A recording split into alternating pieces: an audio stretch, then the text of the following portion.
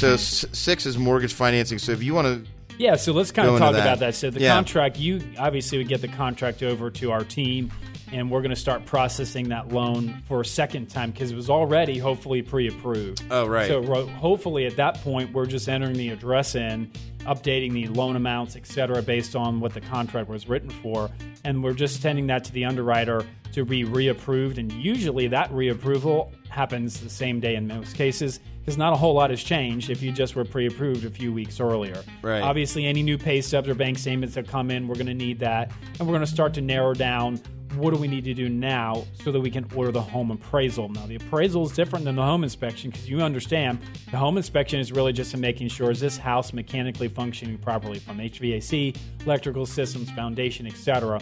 Well, the appraisal is different, right? That's usually ordered through the lender unless you're paying cash for the house.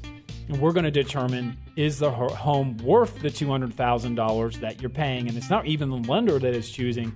Every lender has to use a third-party management company that then blindly assigns the appraisal to an appraisal company who then sends an appraiser from that company out. But the goal is to try to identify any sort of critical income or asset-related items early so that if we're going to have an issue with the job or the commission or whatever, if we haven't already discovered that at pre-approval, that we're going to confirm that once they're under contract within that 7 days. Here at step 7, which is the cool part, right? Yeah.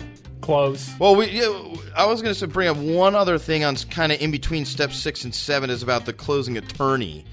And that's what everyone hears about, the closing attorney, like the guy's name on the side of the building. But I'm sure Chris will, I guarantee you, will agree with me on this. But for Chris and I, it's about the closing paralegal. Absolutely. I will use or not use attorneys based on who the paralegal is. Because to me, the paralegal is sort of a linchpin in this whole closing process. I mean, they have to bring things together from, 6 to 10 parties or something. Yeah, and the bottom line is, you as the buyer don't know. You don't know who the paralegal is. So yeah. You got to rely on these experts. Another good question for the realtors. What attorneys do you work with? Do they have good paralegals that can work with these lenders? Correct. Because that'll really, when you hear about delays in closing, I think the majority of time that actually comes back to how well the paralegal has been handling that file and how on top of it they've been. So